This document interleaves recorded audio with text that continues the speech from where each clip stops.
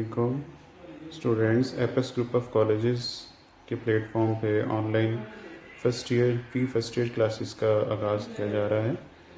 तो इसमें मैं आप लोगों को professor Umar Bhatt, head of department and chemistry का हम जो है वो आप लोगों को जो है यहाँ पे पढ़ाएंगे। तो इसमें सबसे पहले हम बेसिक कॉन्सेप्ट, फर्स्ट चैप्टर है केमिस्ट्री का। इसमें हम लोग देखेंगे सबसे पहले कि हर चैप्टर की हमारी जो लेक्चर की सीक्वेंस होगा उसमें सबसे पहले बोर्ड पॉइंट ऑफ व्यू से उस चैप्टर की कितनी वर्थ है इसको हम डिस्कस करेंगे, और जो है उसके बाद फिर दो दो टॉपिक्स के लिहाज से फिर हम लोग डेली बेसिस पर लेक्चर अपलोड कर दिया करेंगे इंशाल्लाह। तो इसमें सबसे पहले हम इस चैप्टर की वेटेज देखते हैं कि MCQs, शॉर्ट क्वेश्चन और लॉन्ग क्वेश्चंस। तो बोर्ड पॉइंट ऑफ व्यू से इस चैप्टर में से MCQs 2 आएंगे 2 मार्क्स के, और शॉर्ट क्वेश्चन 3 हैं, और जो है 6 मार्क्स की ये होंगे, और एक लॉन्ग क्वेश्चन। तो जो लॉन्ग क्वेश्चन इसमें से आएगा वो न्यूमेरिकल बेस्ड होगा। तो न्यूमेरिकल जो है इसमें आ जाएगा 4 मार्क्स का। तो टोटल इस चैप्टर की वर्थ जो है वो 12 मार्क्स की हो जाती है। नेक्स्ट जो है हम डिस्कस इंशाल्लाह शुरू करते हैं। सबसे पहले हमारा लेक्चर नंबर 1 है, टॉपिक्स मेंशन है इंशाल्लाह यहाँ पे atom and then evidence of atom. आज के इस लेक्चर में हमारे पास ये 2 टॉपिक जो है वो डिस्कस होंगे इंशाल्लाह। तो चलें, एटम को डिस्कस करने से पहले हम लोग देखते हैं कि केमिस्ट्री आप कहते किसको हैं। Chemistry is actually branch of sciences which deals या we can study the study of matter. अगर आप 2 लफ्ज़ों में केमिस्ट्री को डिफ़ाइन करें तो study of matter is called chemistry. और अब फिर मैटर क्या है? मैटर कहते हैं anything which have mass and occupy space is called matter. और मैटर का जो बेसिक यूनिट है वो है एटम, कि सारे का सारा मैटर जिस चीज़ से मिलकर बना हुआ है वो एटम। हम खुद भी और हमारे इर्द गिर्द में जितना जो कुछ भी है वो सारे का सारा मैटर है। वो चाहे वो लिक्विड फॉर्म में है, चाहे वो सॉलिड फॉर्म में है, चाहे वो गैस फॉर्म के अंदर है। तो each and everything around us will be matter, and the basic unit of the matter is atom. तो नेक्स्ट हम एटम लफ्ज़ की जो हिस्ट्री है कि इसके बारे में ये जो हम बोल रहे हैं कि मैटर का जो बेसिक यूनिट है वो एटम है, तो उसको पहले हम देखते हैं कि डेमोक्रेटिक्स जो है is a philosopher, Greek philosopher है। तो इसका कॉन्सेप्ट क्या था? सबसे पहले इसने कहा कि matter could be divided into smaller and smaller particle to reach a basic unit which could not be further subdivided. उसका मानना था कि मैटर को आप इतना यानी ब्रेक करते जाएं, तोड़ते जाएं पीसेस में, स्मॉल एंड स्मॉल पीसेस में बदलते जाएं, तो स्मॉल एंड स्मॉल पीस में बदलते जाएं, और एक ख़ास एंड पे आके आप इस एक बेसिक यूनिट पर पहुंचेंगे जिसको मज़ीद तकसीम नहीं किया जा सकता। लिहाजा उस स्मॉल पीस को, उस पार्टिकल को जो फर्दर डिवाइड नहीं हो सकता, तो डेमोक्रेटिक्स ने उसका नाम रखा एटम। और वो एटम कहाँ से निकाला? एटमॉस लफ्ज़ से, जो हाईलाइट किया गया। एटमॉस वर्ड है जिसका मतलब होता है इनडिविजिबल, कि जो फर्दर तकसीम ना हो सके। तो ये डेमोक्रेटिक्स का सबसे पहले मतलब 460 to 370 BC से टाइम में ये उसका एक कॉन्सेप्ट था, विदाउट एनी एक्सपेरिमेंट। तो लिहाजा उसने कहा कि all atoms are small, hard, indivisible and indestructible, कि उसको मज़ीद तोड़ा नहीं जा सकता उस छोटे से पार्टिकल को। तो ये उसका एक कॉन्सेप्ट था। मज़ीद इस एटम के बारे में जो फर्दर जो लॉजिक वगैरह एक्सप्लेन किया गया हिस्ट्री में, एंटनी लेवाइजर एक साइंटिस्ट है, तो उसके मुताबिक यानी 17 सेंचुरीज़ के अंदर हमारी बुक में मेंशन है, टेक्स्ट बुक में, कि जब law of conservation of mass and law of definite proportions के बारे में एक्सप्लेन किया गया एंटनी लेवाइजर ने, और इसने इस बात के बारे में बताया कि भी कंबंशन में ऑक्सीजन का रोल है, कि जब भी कोई आग लगती है तो आग लगने में ऑक्सीजन का बेसिक रोल ये है कि वो आग लगने में मदद करती। मज़ीद उसने 17 सेंचुरीज़ में लेवाइजर ने सिलिकॉन इन्वेंट किया, प्रेडिक्ट किया। इसके अलावा सल्फ़र एज ए एलिमेंट उसने प्रेडिक्ट किया, क्योंकि मॉडर्न टाइम में सल्फ़र को एज ए जो है वो कंबंशनेबल जो है मटेरियल के तौर पर यूज़ किया जाता था, लेकिन जो है वो बाद में जी उसको कंपाउंड ही तस्वर करते थे। लेकिन एंटी लेवाइजर ने फिर उसको एज ए सल्फ़र एक एलिमेंट है, ये भी 17वीं सेंचुरी में इसकी कंट्रीब्यूशन में आ जाता है। फर्दर इसने law of definite, law of conservation of mass, definite proportion के बारे में इंफॉर्मेशन दी। तो उसने कहा कि भाई मैटर में चेंज एक शेप से दूसरी शेप में चेंज होता है, लेकिन चेंजिंग में its mass always remain same. तो इसी को law of conservation of mass कहते हैं कि mass can not be created not destroy but it can be change from one form to another form, is called law of conservation of mass. Further जो हमारी book में history point of view से जो बातें mention है उसको देखते हैं। नेक्स्ट एटम्स के बारे में जो फर्स्ट थ्योरी थी वो जॉन डाल्टन ने जो है वो प्रपोज की है। इसमें जो है जॉन डाल्टन की कंट्रीब्यूशन देखें, उसने वही law of definite proportion conservation of मास को एक्सप्लेन करते हुए उसकी बुनियाद पर अपनी थ्योरी पेश की, जिसके कुछ पॉइंट्स यहाँ पे मेंशन है कि all matter is made of atom which is indivisible, all atom of given element are identical in mass and properties and compounds are combined to form two or more different type of atoms।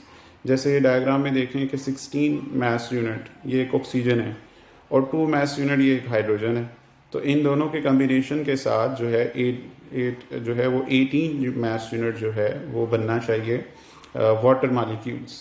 तो ये यहाँ पे diagram में mention है कि water 18। So that will be the explanation of law of conservation of मास की base पर John Dalton ने जो एक्सप्लेन किया कि कंपाउंड जो है वो दो या दो से ज़्यादा मुख्तलिफ एटम्स के साथ मिलके कंपाउंड जो है वो बनाते हैं। और फिर उसने कहा कि केमिकल जो रिएक्शन ये हो रहा है जो हाइड्रोजन और ऑक्सीजन के दरमियान में, ये एक्चुअली एटम्स की रीअरेंजमेंट को केमिकल रिएक्शंस कहते हैं। तो ये बेसिक जॉन डाल्टन की थ्योरी के कुछ मेन जो है वो पर्सपेक्टिव्स हैं जो कि हमारी बेसिक एटॉमिक थ्योरी के बारे में है। मज़ीद बात करें जो हमारी बुक में मेंशन है, that is a J Berzelius. इसके बारे में आपने पहले भी इसको 9th में भी इसके बारे में डिस्कस किया कि एक केमिस्ट था जिसने के एटॉमिक मैसेज जो हैं वो डिटरमिन किए एलिमेंट्स के, और उसके टाइम में ऑलमोस्ट 50 एलिमेंट्स हैं। तो 50 एलिमेंट्स के एटॉमिक मैसेज को जो है वो इसने इन्वेंट किया जो है। इसके अलावा कितने एक्सपेरिमेंट्स में 2000 एक्सपेरिमेंट्स, तो ये भी आपकी नॉलेज में होना चाहिए कि जे बर्जिलियस ने 2000 एक्सपेरिमेंट्स किए जिसमें से उसने 50 एलिमेंट्स के करीब एलिमेंट्स का जो है वो मैसेज एटॉमिक मैसेज डिटरमिन किया। और हमारी बुक में मेंशन है कि उनमें से कुछ काफ़ी सारों के जो एटॉमिक मैसेज उस टाइम में उसने जो डिटरमिन किए थे, आज भी जो हमारा मॉडर्न पीरियोडिक टेबल है उसमें ये चीज़ मेंशन।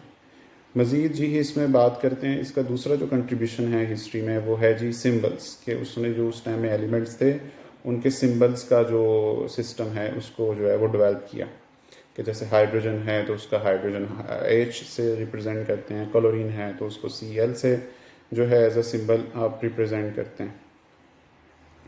नेक्स्ट ये आ जाए फर्दर हम बात करें यहाँ पे, तो ये है जी एटम की हिस्ट्री के बारे में कि एटम जो हमारी बुक में डेफिनेशन लिखी है उसी को ही हम स्टडी करेंगे। Atom is the smallest particle of an element which can take part in chemical reactions. ठीक है, तो उसको आप क्या कहेंगे, स्मॉलेस्ट पार्टिकल ऑफ एलिमेंट। अच्छा, फिर इसकी डेफिनेशन में यूँ एक्सटेंशन कर सकते हैं कि एटम मे और मे नॉट भी एग्जिस्ट इंडिपेंडेंटली, मे और मे नॉट एग्जिस्ट इंडिपेंडेंटली, क्योंकि कुछ एलिमेंट्स एटम्स ऐसे हैं जो इंडिपेंडेंटली एग्जिस्ट करते हैं। जैसे कि पहली एग्जांपल्स है हीलियम और नियॉन्स। तो He और Ne is the symbol of helium neon. तो have atoms which are independently exist. तो ये नोबल गैसेज और हमें पता है स्पेस में एयर में जो है वो इंडिपेंडेंटली एटॉमिक फॉर्म के अंदर ही एग्जिस्ट करती। मज़ीद इसमें और while the other atoms in noble gases के अलावा जितने भी जो है वो 112 जो हमारे पास या 111 एलिमेंट्स हैं, हाइड्रोजन, नाइट्रोजन, ऑक्सीजन और फिर क्लोरीन, फ्लोरीन, ब्रोमीन और जितने भी एलिमेंट्स हैं, they will we do not exist independently. तो फिर इंडिपेंडेंटली एग्जिस्ट नहीं करते तो कैसे करते हैं, तो that will be in combined state, molecule की फॉर्म में एग्जिस्ट करते हैं। They will be form of molecule. Okay होगी बात। फर्दर ये तो चले एटम की हमारी बुक में मेंशन है। आप यहाँ पे देखें जो स्ट्रक्चर्स है, फर्दर जब मॉडर्न रिसर्च हुई तो इसमें पता चला जी इसके अलावा भी जो है कुछ एलिमेंट्स एटम से भी छोटे पार्टिकल्स हैं जिनको सब एटॉमिक पार्टिकल्स कहते हैं, जिनसे मिलके एटम बना हुआ है। तो उसमें फिर electron, proton, neutron, hydron, neutrino, anti neutrino वगैरह और मोर देन 100 पार्टिकल्स ऐसे हैं जो कि एटम्स के अंदर जो है वो एग्जिस्ट करते हैं। तो लेकिन इन सब में से जो इलेक्ट्रॉन, प्रोटॉन, न्यूट्रॉन हैं, these are called fundamental particles. इधर डायग्राम के अंदर वो बना हुआ है एक बेसिक कॉन्सेप्ट यहाँ पे कि एटम में देखें आप कि fermion is the smallest particles, fermions and फिर लिप्टॉन, लिप्टॉन से फिर क्वार्क्स, क्वार्क से हाइड्रॉन्स, बेरॉन्स, मेजॉन्स, बेरॉन से मिलके फिर आगे प्रोटॉन और न्यूट्रॉन बनते हैं, और लिप्टॉन की तरफ से अगर आए तो इलेक्ट्रॉन बन रहे हैं।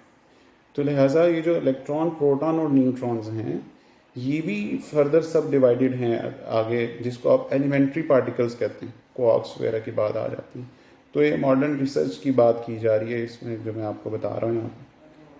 तो ये हमारा हो गया तकरीबन एक जनरल एटम के बारे में इंट्रोडक्शन, जो हमारी बुक में मेंशन है, टेक्स्ट बुक के अंदर।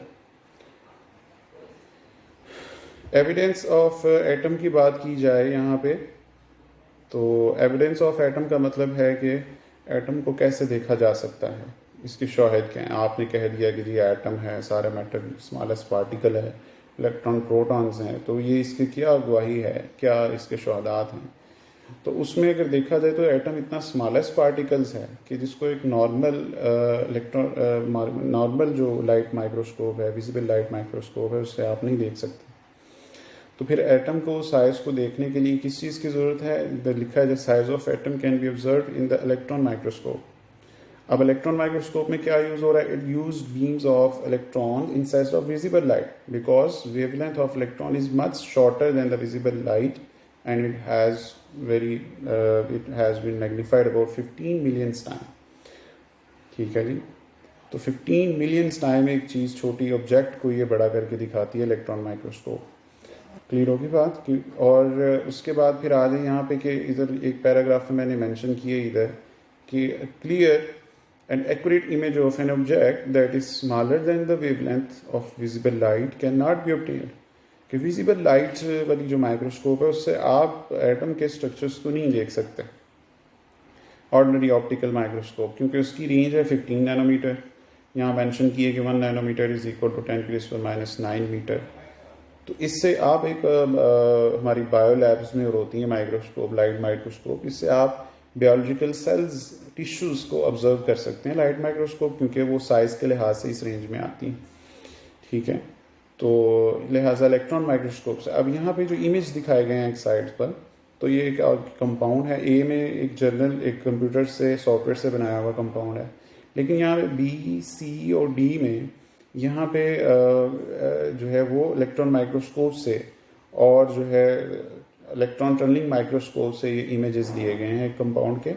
अब इस कंपाउंड में आप देखें ये कार्बन ग्रेफीन है, तो जो डार्कर रीजन है दीज आर एम्प्टी स्पेसेस, जैसे कि स्ट्रक्चर ब्लैक में शो हो रहा है।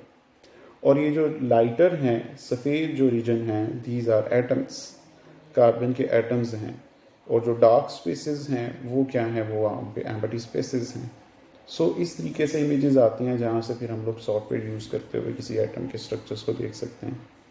ठीक है, नीचे जो ब्लू कलर की डायग्राम में बना हुआ है, ये एक हाइड्रोजन का एटम शो किया जा रहा है। ये भी इलेक्ट्रॉन माइक्रोस्कोप से इमेज किया गया है।